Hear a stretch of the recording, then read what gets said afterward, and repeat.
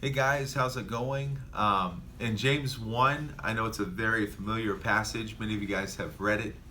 It shows us how God can use trials and difficulties to produce fruit in our lives. And so we're supposed to count it all joy. And so each week, we're doing something that's called Count It All Joy Stories of Perseverance. We're going to interview a different teacher or faculty member and just ask them, what are some difficult things that you've been through and how has God helped you through that? And the reason we're doing that is because it's been a rough year with COVID, and we're just praying that God would use these testimonies to encourage our souls.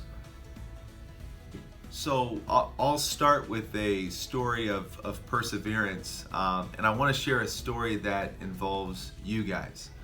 As you know, we moved from Arizona to Toledo, and right when we got here, we stayed in the church's missionary house, and because it was fully furnished, we put all of our stuff in a storage unit.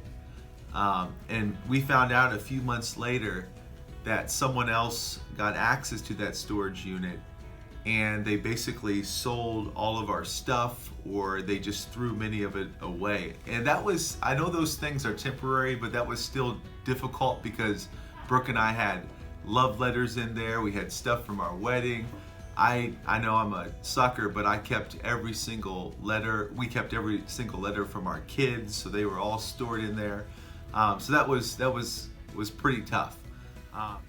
Now, even though that was a very difficult thing to experience, God really used it in several ways.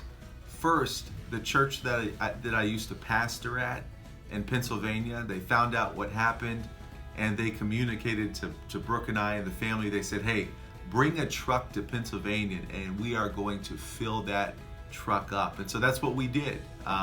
Brooke and I got a getaway without the kids, so that was neat. And we went to PA, and they filled the entire thing up, and it was so refreshing to catch up with those brothers and sisters. And secondly, like, we were able to experience the hospitality of Emmanuel. You guys organized things that were able to get us gift cards and bunk beds. We received so many emails and phone calls, so we are so grateful for you. And so I just want to say thank you.